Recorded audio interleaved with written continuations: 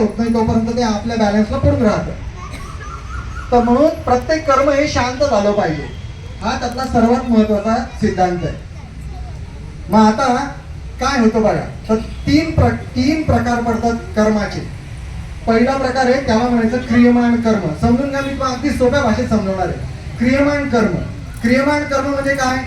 मी एखादं काम केलं किंवा मी एखादी कृती केली, मी एखादं कर्म केलं आणि त्याचं फळ मला लगेच मिळालं, त्याला म्हणायचं क्रियमाण कर्म. म्हणजे आता समजा एखादा ताणलेला माणूस तुम्हाला दिसला, दारात आला होता, आपल्या पोस्टमन आला असेल समजा, एक उदाहरणार्थ. आपल्याला जाणवलं की बाबा उन्हाळा आहे, त्याला उन्हामध्ये आलेला आहे, आपण त्याला एक थंडगार पाण्याचा एक ग्लास त्याला देतो.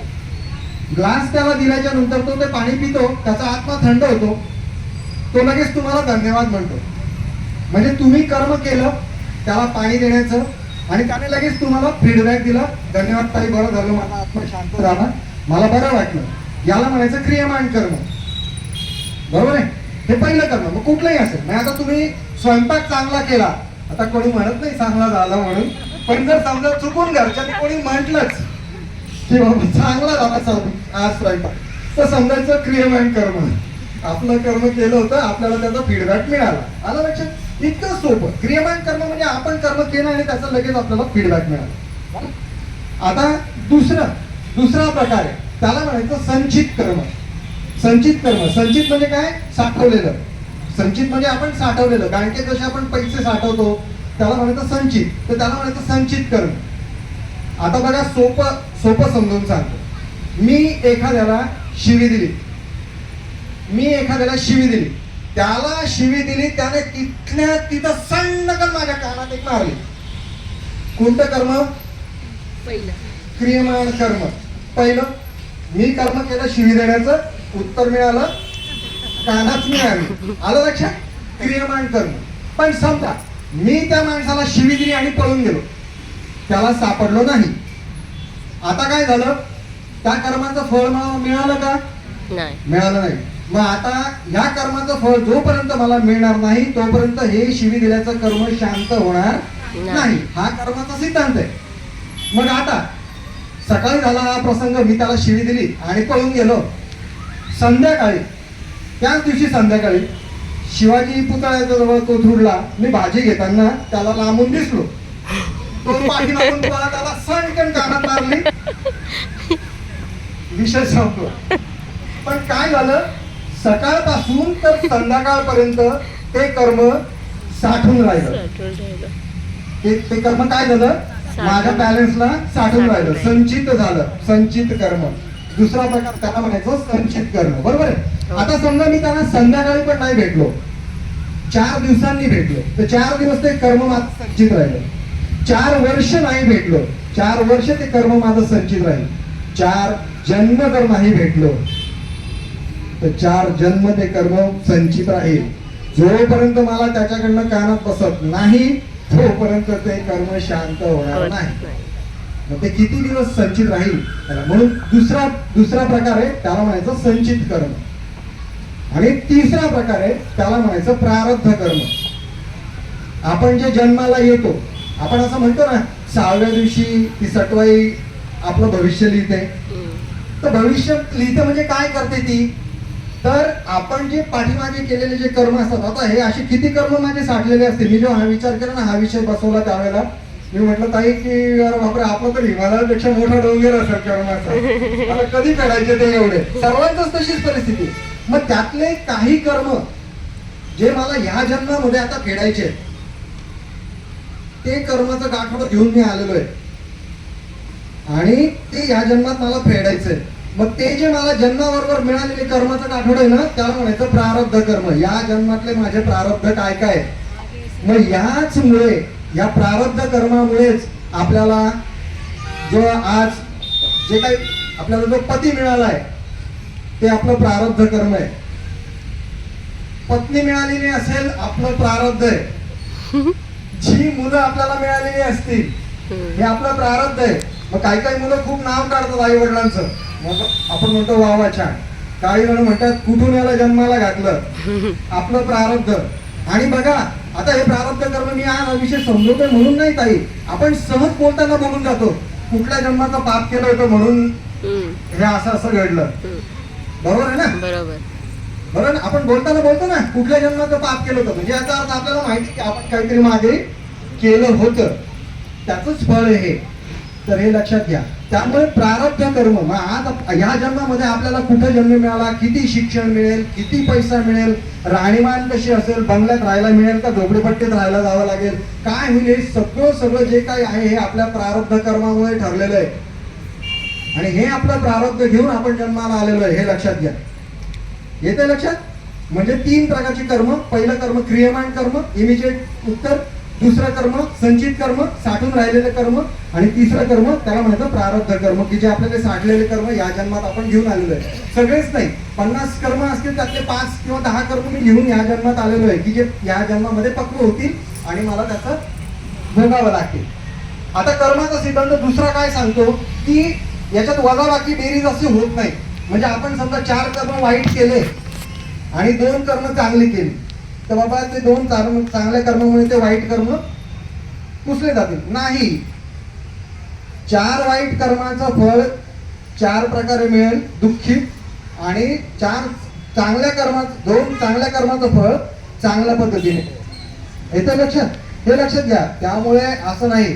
मग आता आपण म्हणतो काही जण बरं लोकांना म्हणतात ना आपण, की आपण एवढी सेवा करतो, 11 माळी करतो, हे करतो, त्याच्यानंतर इथे बसतो, इतकी सेवा करते, एवढी सेवा करते, महाराजांना काही दया येत नाही.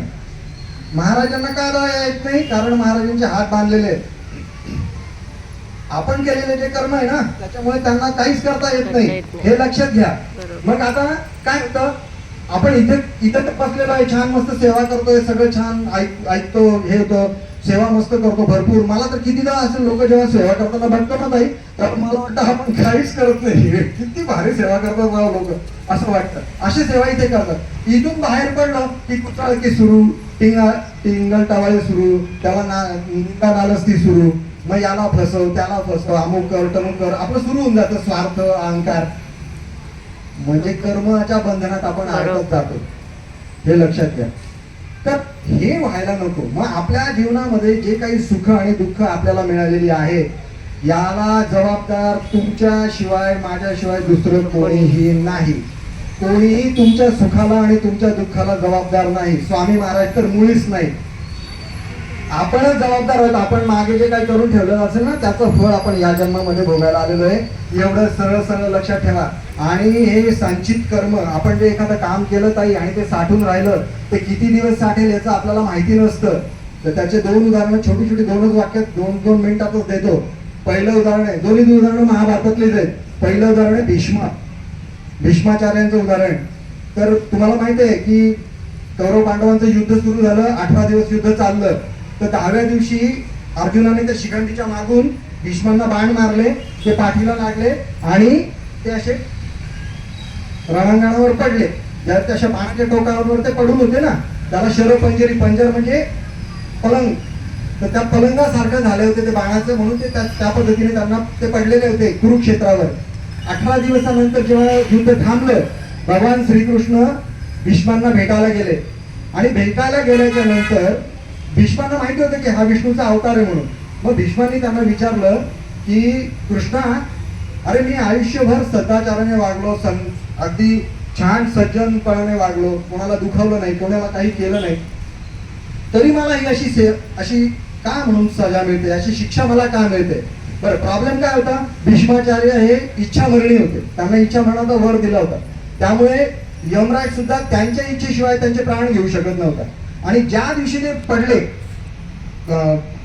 शरपंजरी, त्याच दिवशी दक्षिणायन सुरू झालं. आणि दक्षिणायनात मरायचं नाही, आपल्या हिंदू धर्मामध्ये म्हणतात, म्हणून उत्तरायणात मरायचं. आता एक आयन हे 6 महिने चालतं. त्यामुळे आजच सुरू झालं. मग आता जेव्हा उत्तरायण सुरू होईल त्याच वेळेला आपल्याला जीव सोडायचा, तोपर्यंत जीव सोडता येणार नाही, म्हणून त्या बाणांच्या टोकावर तसंच पडून राहावं लागणार होतं 6 महिने. मग भीष्मांनी विचारलं की एवढं दुःख मला का? मग भीष्मांना त्यांनी कृष्णाने असं डोक्यावर हात ठेवला आणि एक जन्म मागे नेलं. राजाच होता, सज्जन होता, सदाचारी होता, काही नाही. परत मागचा जन्म दिला. परत तो त्या जन्मामध्ये राजा होता, सज्जन होता, सदाचारी होता, छान वागणारा होता, राजा दक्ष हित होता, असं सगळं होतं. असं करत करत कृष्णाने त्याला 6 जन्म मागे नेलं आणि 6 जन्म मागे नेल्याच्या नंतर त्या जन्मामध्ये तो राजाच होता, सदाचारीच होता, सज्जनच होता, पण तो शिकारीला चालला होता आणि शिकारीला जाताना जंगलामध्ये तिची पायवाट असते ना, त्या पायवाटीवर घोड्यावरून चालला होता. तर घोडा एकदम त्या पायवाटीवर असा थांबला, दाट जंगल, आणि तो घोडा काही पुढे जाईना. तर भीष्मांना काही कळे ना का घोडा पुढे जात नाही. तर कारण असं होतं की एक सरडा त्या पायवाटेवर असा ध्यानमग्न अवस्थेमध्ये, ती पाल कशी हलतच नाही बघ किती वेळ, तसा तो सरडा असा शांतपणे तिथे पडून होता, असा म्हणजे बस उभा राहिल्यासारखा, आणि तो काही हले ना, त्यामुळे घोडा काही पुढे जाईना. भीष्मांना काही दिसलं नाही. मग धनी इकडे तिकडे पाहिलं, टाच मारून पाहिली, घोड्याला चुचकारून पाहिलं, पण घोडा काही जाईना. मग त्यांनी बघितलं तर त्यांना दिसला तो सरडा.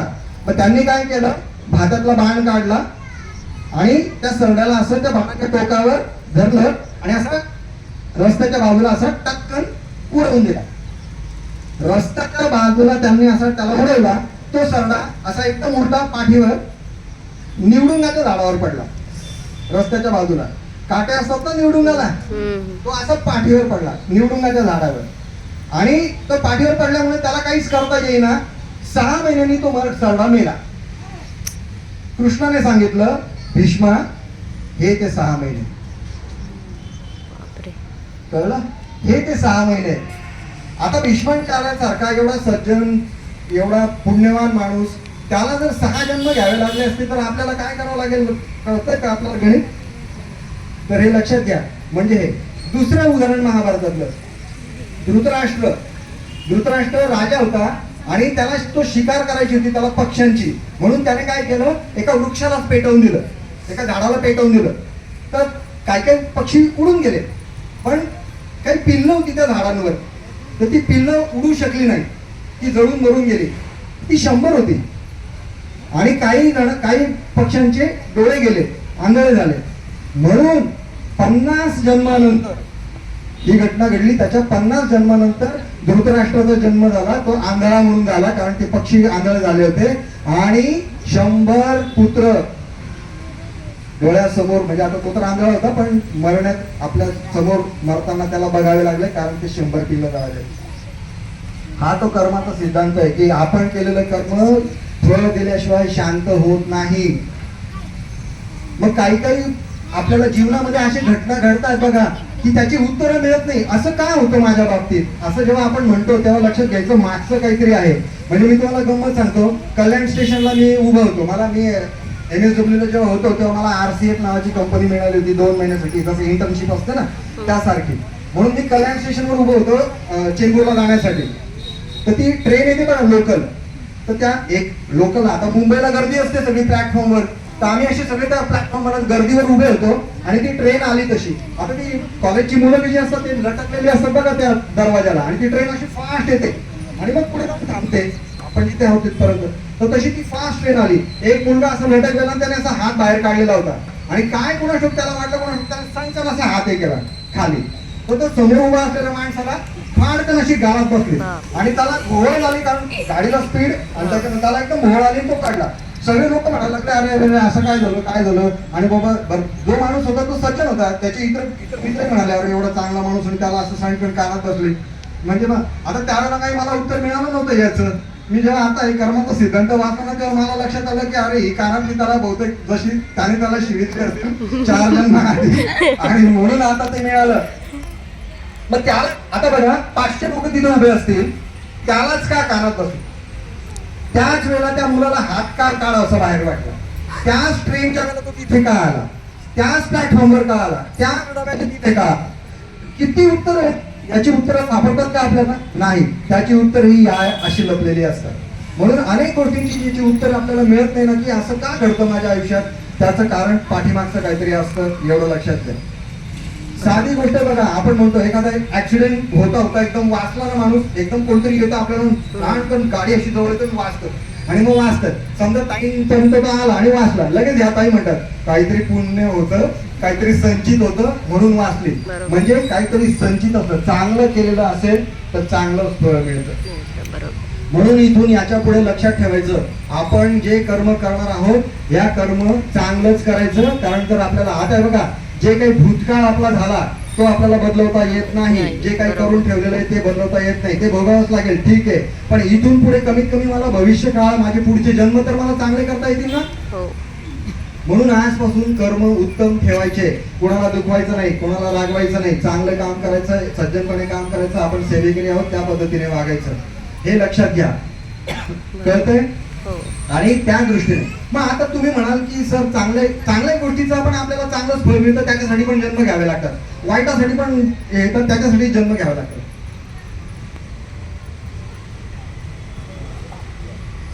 तर मग हे लक्षात घ्या की मग आता याच्यातून आपली सुटका कधी होईल. आपण ती दत्तगुरूंची हे म्हणतो जन्म मरणाचा फेरा चुकवला वगैरे, म्हणजे काय होतं, तर कसा चुकवता येईल, तर त्याचं उत्तर पण आपल्याला भगवद्गीतेमध्ये दिलेलं आहे. भगवान श्रीकृष्णाने काय, कर्मण्ये वाधिकार रस्ते मा फलेषु कदाचन, तू कर्म कर पण त्या फळाची अपेक्षा करू नको. तर कर्म करण्याचा अधिकार आपल्याला आहे, त्याचं फळ देण्याचा अधिकार त्यांना आहे, स्वामी महाराजांना, हे लक्षात घ्या. त्यामुळे आपण अपेक्षा करायची नाही. आपण काय करतो, एखाद्याला आपण मदत केली त्याच्या अडचणीच्या वेळेला, ती लगेच आपण म्हणतो माझ्या अडचणीच्या वेळेला ती कामात आली पाहिजे, किंवा आली नाही तर आपल्याला राग येतो. नाही, आपण आपलं कर्म केलं, त्यावेळेला ती अडचणीत होती, आपण तिला मदत केली, आता माझ्या वेळेला तिने केलीच पाहिजे असं नाही, अपेक्षा करायची नाही. त्यामुळे कुठल्याही गोष्टीत. दुसरी गोष्ट, मी केलं असं म्हणायचं नाही. कर्ता भाव म्हणजे काय झालं, एवढा सप्ताह माझ्यामुळे घडला म्हणजे नाही, मी केलं म्हटलं की ते कर्मबंधन आलं. मी काही करत नाही, माझ्या म्हणजे आता हे जे काही बोलतोय ना मी, हे सुद्धा तेच बोलून घेतात, खरंच सांगतो. म्हणजे आता बोलायचं म्हणून बोलत नाही, पण आता मी ठरवलेलं नसतं काय बोलायचं, ते नेमकं ते तिकडून येतं आणि आपण मग बोलतो. बरोबर. झाडाचं पान सुद्धा हलत नाही त्यांच्याशिवाय, तर आपण करणारे कोण आहोत. तर कर्ता भाव घ्यायचा नाही. ज्या दिवशी तुम्ही कर्ता भाव सोडाल की मी केलं नाही, मी काही करत नाही, नाहीतर मग लोक काय म्हणतात, मी पैसे कमवतो, मी घर चालवतो, माझ्यामुळे घर चालतं, मी स्वयंपाक करते म्हणून जेवायला मिळतं, मी अमुक करते म्हणून सगळं मी मी मी मी सॉरी, माझं काहीही नाही, काहीही नसतं इथे आपलं. आणि आपलं खरंच काही नाही. एक शब्द आहे ना आपला, जेव्हा माणूस जातो तर काय झालं म्हणतो आपण, निधन झालं म्हणतो ना. हो. दुःखद बिकट हा आपण शब्द लावतो, आपल्याला दुःख होतं म्हणून, पण ओरिजिनली काय होतं, निधन होतं. निधन होतं म्हणजे काय होतं, निधन होतं म्हणजे काय होतं, जीव जातो का, नाही नाही, निधन म्हणजे तो व्यक्ती निधन झाला, धन त्याच्याजवळ काही उरलं नाही. बरोबर. तो खाली हात आला होता, खाली हात गेला, तसाच गेला, निधन. त्याला तो म्हणून तो शब्द आलाय निधन. मग माझं इथं काहीच नाही, तर मी कशाच्या जोरावर एवढ्या उड्या मारायच्या. बरोबर. म्हणून कर्ता भाव घ्यायचा नाही, मी मी मी मी असं म्हणायचं नाही. ज्या दिवशी ते थांबेल त्या दिवशी आपलं कर्मबंधन थांबेल. आणि म्हणून अपेक्षा करायच्या नाही, त्या फळाची अपेक्षा करायची नाही. फळ ते मिळेल ते मिळेल हे. आणि आता जर दुःख असेल तर ते भोगून घ्या, टिकमार्क होते, ओके चला आपल्याला दुःख आलं, आज रडू आलं, टिकमार्क समजायचं, मागचं काहीतरी ओके झालं, मागचं कर्म ओके झालं, टिकमार्क होत गेली, कमी कमी होत गेली. आणि मग चांगल्याचा बॅलन्स आपल्याजवळ ठेवायचा. आपण बँकेमध्ये गेलो आणि 5,000 रुपये जर आपल्या बँकेत असतील तर मॅनेजर आपल्याला 6,000 रुपये देईल का, नाही. आपण जर मागितलं, हो माझे पैसे आहेत, तो म्हणेल साहेब 5,000 पर्यंत आहेत, 5,000 पर्यंत देऊ शकतो. समजा पैसेच नसतील तर तो म्हणेल सॉरी मी देऊ शकत नाही. तर तसं आहे आपल्याकडे. म्हणून हे पुण्याचा साठा आपल्याला जमवण्यासाठी, म्हणून हे कर्माचं हे लक्षात ठेवायचं हा सिद्धांत. तर हे दोन सिद्धांत महत्वाचे आहेत. मग ज्या वेळेला आपण आता बाहेर लोकांना बघतो ना की काहीच करत नाही, पूजा पाठ बीट काय नाही मस्त, आणि जर त्यांच्याकडे बघितलं तर गाड्यात फिरतायत, हॉटेलात जातायत, मौज मजा करतायत, इकडे तिकडे फिरतायत, आणि आपण म्हणतो मी एवढं सगळं करते आणि मला काहीच फळ मिळत नाही. तसं नाही. मागच्या जन्माचं त्यांचं प्रारब्ध ते घेऊन आलेले आहे, चांगल्या कर्माचं. ज्या दिवशी ते सुख, त्यांचं जे सुख भोगण्याचं जे काही प्रारब्ध घेऊन आलेले आहेत ना, ते ज्या दिवशी संपेल त्या दिवशी, त्या क्षणाला नाशिक जिल्हा कायद्याचा बालेकिल्ला म्हणावं लागतं. बरोबर. कळतं का मी काय बोलतो ते. जोपर्यंत सुख भोगता येतं ना तोपर्यंत भोगता येतं. ज्या क्षणाला ते संपतं तिथून मग ते दुःख सुरू होतं, हे लक्षात घ्या. म्हणून आपण चांगलंच काम करायचं, आपल्याला चांगलंच बोलायचं, छान कर्म करायचे, आणि कुठल्या कोणालाही दुखवायचं नाही. हे सगळ्यात महत्वाचं लक्षात घ्या. सेवा करा, भरपूर सेवा करा. पुढच्या जन्मामध्ये या जन्मात आपल्याला नाही काही मिळालं तरी काही नाही, अपेक्षा सुद्धा करू नका. खरं तर मी कित्येकांना सांगतो, तुम्ही प्रश्नोत्तरालाही बसू नका आणि काही करू नका. त्यांना माहिती आहे स्वामींना आपल्याला काय द्यायचं आहे आणि काय द्यायचं नाहीये. बरोबर. बरोबर आहे ना? हो. आणि त्यांचे पण हात बांधले तर हे लक्षात घ्या. आता समजा ते तात्या भोसलेचं उदाहरण आपण बघतो ना स्वामी चरित्रामध्ये, की ते आले, ते म्हणाले मृत्यू समोर दिसतोय, महाराज मला तुम्ही वाचवा. मग त्यांनी त्या एका गाईला, म्हणजे वृषभ होता म्हणून त्याला मारला, असं ते 19व्या अध्यायामध्ये आहे ना. मग हे जे काही आहे, तर मग आता तात्या भोसलेला समजा 10 वर्ष 15 वर्ष वाढवून मिळाली असती, स्वामींनी त्यांच्या अधिकारात ती वाढवून दिली. समजा आज मरणार होता पण 15 वर्ष जगला पुढचं, समजा असं उदाहरण म्हणून. तर 15 वर्ष पुढचं जगला, याचा अर्थ स्वामींनी त्याच्या पुढच्या जन्मातले 15 वर्ष आधीच काढून घेतलेली असते. पुढच्या जन्मात जर 60 वर्ष जगण्यापासून तर 45 वर्ष जगेल. हे लक्षात घ्या. त्यांचे हात बांधलेले आहेत, फक्त ते थोडस हे करू शकतात. आणि जेव्हा आपण सेवा करतो तेव्हा त्या कर्माचं जे फळ आपल्याला जे थोडं म्हणजे जोरातच बसणार होते का, त्याच्यावरती थोडी जरा हलकी बसते, एवढंच फक्त फरक होतो. तर म्हणून आपण चांगलं कर्म करा, उत्तमपणाने आपण छानपैकी जर केलं तर लक्षात घ्या. म्हणून कर्माचा सिद्धांत पुन्हा एकदा सांगतो, आपण केलेलं कर्म फळ दिल्याशिवाय शांत होत नाही, त्याची बेरीज वजाबाकी होत नाही. चांगल्या कर्माचं फळ सुखात मिळतं, वाईट कर्माचं फळ दुःखात मिळतं. आणि आपण लक्षात घ्या कसं मिळतं ते पण सांगतो 2 मिनिटात आणि मग थांबणार आहे. कसं मिळतं तुम्ही बघा, ग्रामीण भागातले आपल्या बहुतेक ताई मंडळी, दादा मंडळी, तुम्ही ऊसाचं सीझन जेव्हा असतो आणि ते ऊस साखर कारखान्याला लावतात बघा, त्यावेळेला त्या बैलगाडीवर ऊस भरला जातो. किती असतो तो बैलगाडीवरचा ऊस माहिती तुम्हाला? 2 टन, 2-2.5 टन असतो. बरोबर आहे? त्या 2 बैलांच्या मानेवरच असतो तो, बरोबर ना? तेवढं वजन त्याच्यावर शेतकऱ्याचं कुटुंब बसलेलं असतं त्या ऊसावर आणि जातात. आणि आता तुम्ही बघा, ते घाटामधून ते बैल तोंडाला फेस आलेला चालतायत, गाडी ओढतायत, ओढत नाही म्हणून हा त्याला ओढून दण रट्टे मारतोय, आर पोचतोय त्या बैलांना. होतं का नाही होत असं? आणि त्याच वेळेला त्या बाजूच्या शेतामधल्या हिरव्यागार शेतामध्ये 2 बैल मस्तपैकी हिरवगार कुरण ते चरत असतात. मग त्यांच्या नशिबामध्ये ते हिरवगार कुरण आलं आणि यांच्या नशिबामध्ये ते फटके का आले? समजतंय? माझ्या आजोबा एक उदाहरण द्यायचं आहे, ते गारुडी यायचं ना, सापवाला गारुडी. मग आता तो जसा तो तुझी वाजवतो तसा तो साप बोलतो, नाक बोलतो आणि मग आपण त्याला पैसे देतो. मग आजोबा काय सांगायचे की आता जेव्हा तो गारुडी शेतात गेला असेल ते नाक साप पकडायला, तर तिथे काय एकटा तेवढा साप असेल का हो? तिथे 5-50 साप असतील, पण हाच का सापडला? याचं कर्म. आता काय कर्म? तर मागच्या जन्मामध्ये याने त्याचे पैसे घेतले असतील आणि त्याला फसवलं असेल, म्हणून हा गारुडी त्यालाच पकडतो आणि तो त्या सापाला आणतो. हा पूर्व वाजवली की तो बोलतो, तो बोलला की लोक पैसे देतात. जोपर्यंत या माणसाचे शेवटचा पैसा फिटत नाही तोपर्यंत तो साप बोलणार आहे. ज्या दिवशी लास्टचा पैसा फिटेल, ताई आज 5 पैसे राहिले होते, कोणीतरी 5 पैसे टाकले, त्यानंतर तो साप त्या गायब. म्हणजे तो ती करंडी तरी उघडी राहून जाईल, नाही तर हा तरी म्हणेल आता म्हातारा आपल्याला का सोडून, तोपर्यंत सुटका नाही. हे लक्षात घ्या.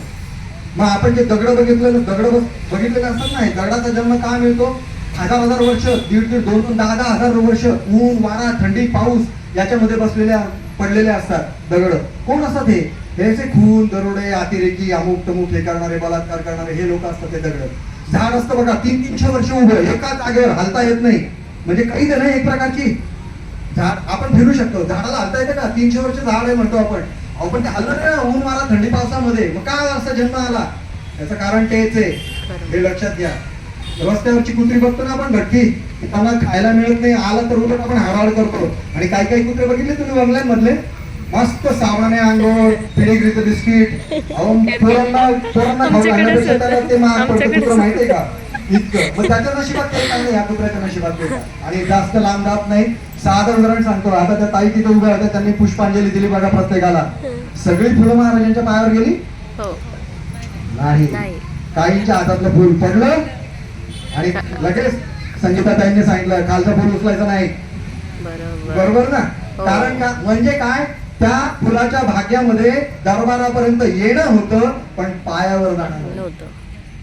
प्रत्येक गोष्टीचं भाग्य असतं ताई, एवढं लक्षात घ्या. आणि म्हणून आपण चांगलं काम करा, उत्तम आपण वागू आणि छानपैकी सेवेकरी तर आहोतच आपण, तर हे जर केलं तर हा कर्माचा सिद्धांत ज्याला समजला, मला नाही वाटत तो याच्यानंतर काही कोणाला शिवी देईल किंवा कोणाला काही वाईट म्हणेल किंवा कोणाला फसवेल. तर एवढंच सांगण्यासाठी म्हणून मी आज तर आलो होतो. जास्त वेळ घेत नाही, कारण मला माहिती आहे नंतर आपलं विष्णू सहस्त्रनाम असतं, हे असतं. बरं, जनकल्याणचा स्टॉल आपला लावलेला